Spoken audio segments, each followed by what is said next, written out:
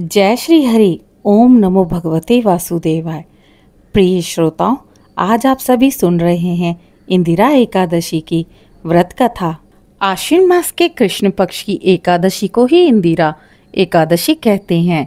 इस एकादशी का महत्व अन्य एकादशियों से कई गुना अधिक होता है, क्योंकि इंदिरा एकादशी पितृ पक्ष की विशेष और पुण्यदायी तिथियों में आती है। आइए श्रोताओं, भगवान विष्णु जी का स्मरण करते हुए, अपने पितृदेवों का स्मरण करते हुए आज की कथा का आरंभ करते हैं। ओम नमो भगवते वासुदेवाय।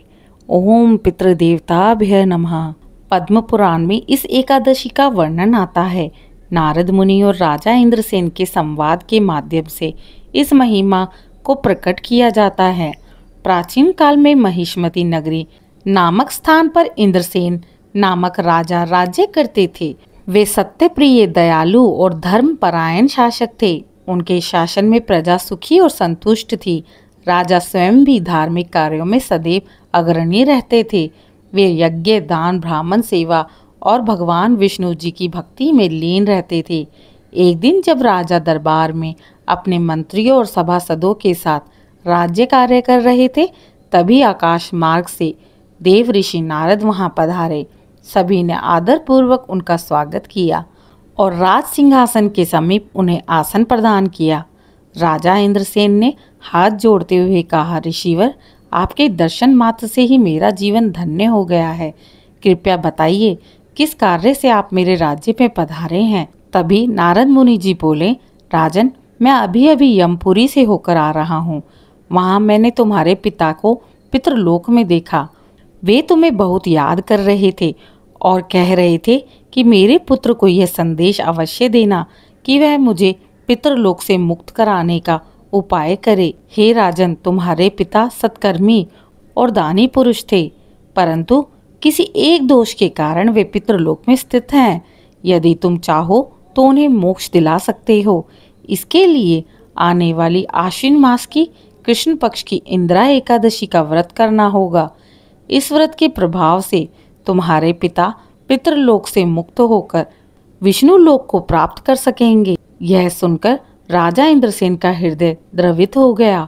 उन्होंने विनम्रता पूर्वक कहा, ऋषिवर, कृपया मुझे इस व्रत की विधि और महिमा विस्तार में बताइए। नारद जी ने कहा, राजन, दशमी तिथि के दिन प्रातः स्नान करके व्रत का संकल्प करो और रात्रि में पितरों का स्मरण करते हुए शुद्ध आहार ग्रहण करो। पूरे दिन का उपवास रखो। एकादशी के दिन प्रातः स्नान करके पीले वस्त्र धारण करना, शालिग्राम सहित भगवान विष्णु जी की पूजा करना और उनका जलाभिषेक करना, उन्हें तुलसी पत्र, धूप, दीप और नैवेद्य अर्पण करना। दिन भर उपवास रखो और विष्णु नाम का स्मरण करते रहना। ओम नमो भगवते वासुदेवाय मंत्र का 108 बार जप करना। संध्या के समय दीपदान करना। ओम दीप ज्योतिषे नमः। दीपदान के समय इस मंत्र का उच्चारण अवश्य करो और रात्रि में जागरण कर हरि नाम सा कीर्तन करो।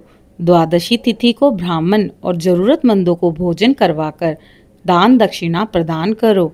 फिर स्वयं सात्विक भोजन कर व्रत का पारण करो। इस व्रत के प्रभाव से तुम्हारे पिताजी अवश्य ही पितृलोक से मुक्त होकर विष्णु लोक की प्राप्ति करेंगे। नारद मुनि जी के वचन सुनकर राजा इंद्रसेन ने श्रद्धा पूर्वक सिर झुकाकर विधि पूर्वक व्रत करने का संकल्प ले लिया। निर्धारित तिथि पर उन्होंने पूरे नियम और श्रद्धा से इंदिरा एकादशी व्रत किया। उन्होंने उपवास रखा, भगवान विष्णु जी की पूजा की, तुलसी दल अर्पित किया और रात्रि में हरि नाम सा कीर्तन किया। द्वादशी तिथि को उन्होंने ब्राह्मणों और जरूरतमंदों को भोजन करवाया और दान दक्षिणा देकर व्रत का पारण किया। जैसे ही व्रत पूर्ण हुआ, उसी क्षण दिव्य आकाशवाणी हुई, राजन इंद्रसेन, तुम्हारे व्रत के प्रभाव से तुम्हारे पिता को पितृलोक से मुक्ति मिल चुकी है और वह बैकुंठ धाम की ओर जा चुके हैं और सदैव सुखपूर्वक निवास करेंगे। यह सुनकर राजा अत्यंत प्रसन्न हुए। उन्होंने पुनः नारद मुनि जी को धन्यवाद दिया और भगवान विष्णु जी की स्तुति करने लगे।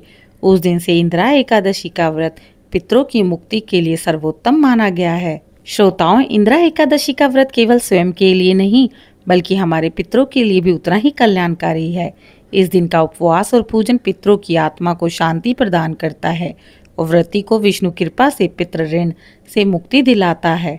इस व्रत के प्रभाव से जीवन के पाप नष्ट होते हैं। मृत्यु के बाद विष्णु लोक की प्राप्ति होती है। श्रोताओं, इंदिरा एकादशी व्रत करने वाला व्यक्ति और उसके पितृ दोनों ही परम धाम को प्राप्त करते हैं। अतः भक्तजनों, पितृपक्ष में आने वाली यह इंदिरा एकादशी केवल एक साधारण व्रत नहीं, बल्कि पितरों के उद्धार का महापर्व है। इस दिन श्रद्धा और भक्ति से भगवान विष्णु जी की पूजा करें, व्रत और उपवास का पालन करें और पितरों की आत्मा की शांति के लिए प्रार्थना करें। जय श्री हरि। आशा करती हूँ आज की कथा आप सभी को पसंद आई होगी।